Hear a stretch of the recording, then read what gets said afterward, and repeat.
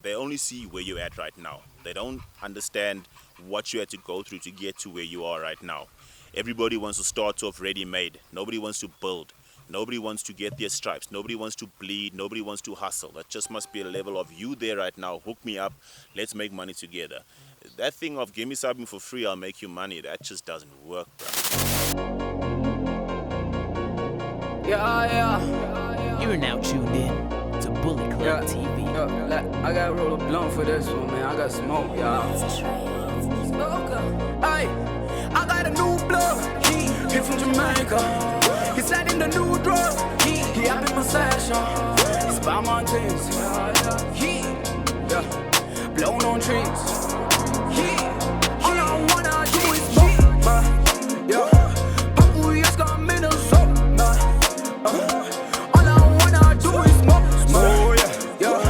Papu yes got me no soap, man. Oh yeah.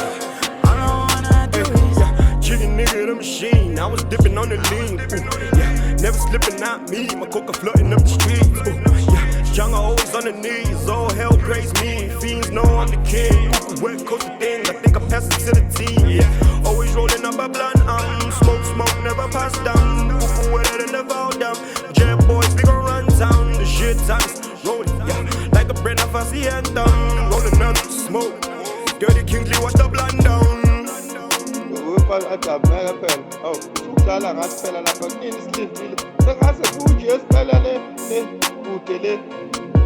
Lando adama bani chabo ko sicela ingoma please masinyane sendithi mfana awungeke phela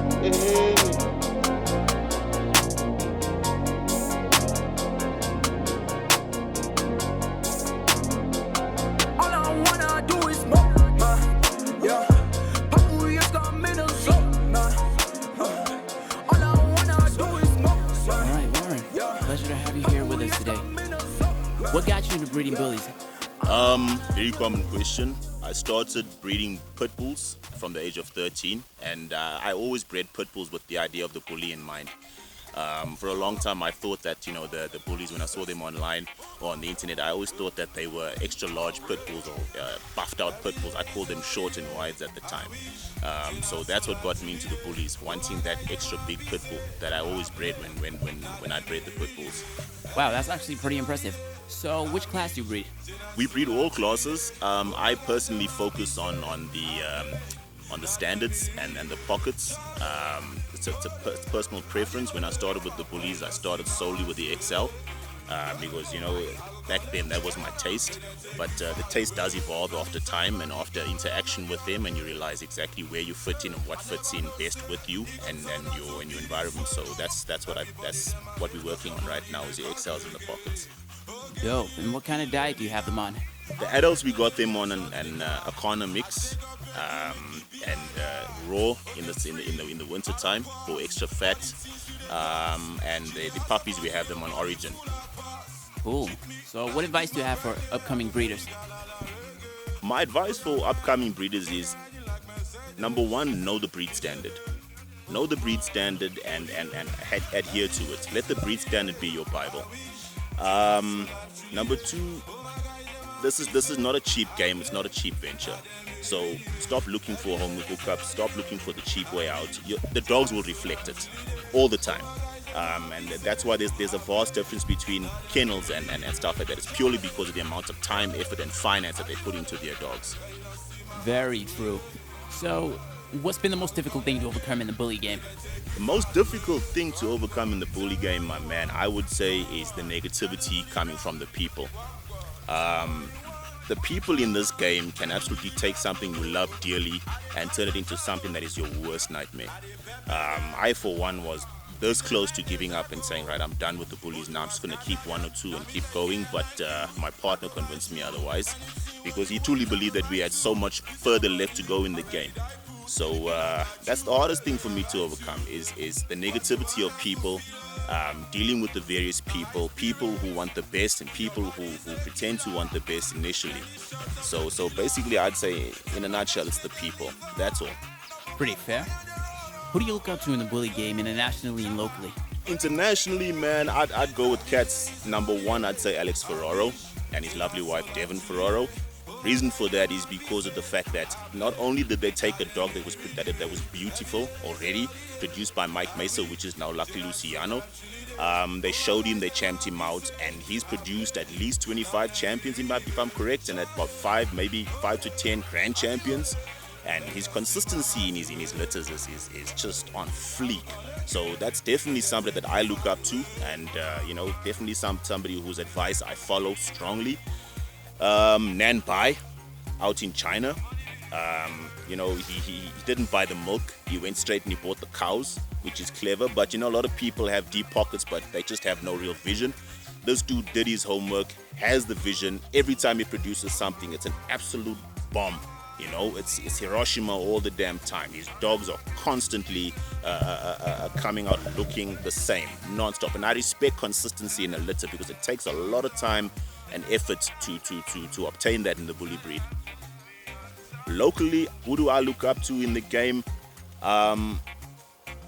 Very few people, and not out of arrogance or anything like that. It's because so very few people are actually in it for the beauty of the dog, and not so much the status that comes with having a bully.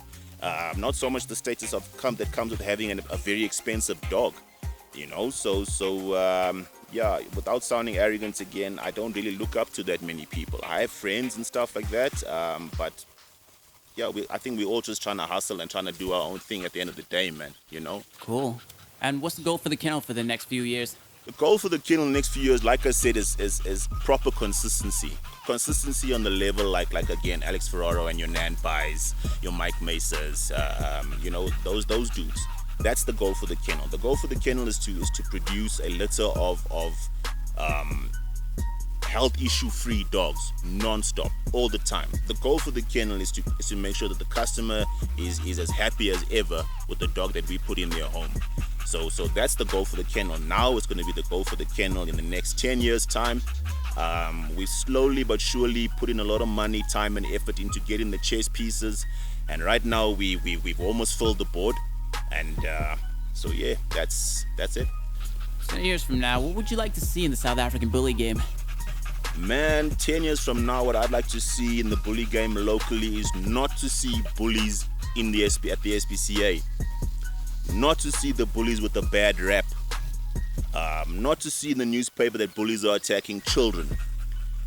That's what I want to see. At the end of the day, a person will take something beautiful and just ruin it out of greed and ignorance. And I feel that's what had happened to the Pit Bull Terrier. A beautiful dog turned crappy purely because of ignorance and greed. So that is definitely something I do not want to see happen to the bullies in the next 10 years' time. Yeah, that would be terrible to see. So what separates your kennel from the rest? We don't need homie hookups. We don't come to somebody's table wanting a piece of bread. We go out, we hustle, we take the flack, we take the negativity, we turn it into a positive situation. What sets us apart is the fact that we want to elevate the game nationally. It's not for our own personal gain or financial gain or anything like that. Because at the end of the day, bruh, it costs an incredible amount of money to import a dog. We could just take that money and splash it on our wives and make them incredibly happy. But instead, we splash it on dogs and make them incredibly sad, So it's like that. It's our passion, it's our focus. And that's what sets us apart from many of the other guys, is that the other guys are willing to recycle inferior blood while we constantly trying to bring new stuff in so that the people see us on a world stage and not just a country with a couple beautiful bullies. They take us seriously. That is what we want. We want to be top contenders one day when we hit the shows. I'm feeling that. So what hobbies do you have besides dogs? Bro, dogs take up all of my time. All of my time. I don't have hobbies anymore. It's just impossible, So unfortunately, when I do have a hobby, I'll let you know about it. We could kick it together. But right now, dogs take up my time. Between my dogs and my family, man, this is all I do. Dope. And what are your thoughts on Bully Club? Oh man, I think it's a kick-ass initiative. I like what you're doing. I like what it's about. I like what you're trying to do. I like what you're trying to bring to the public. It's going to educate so many people on so many different levels.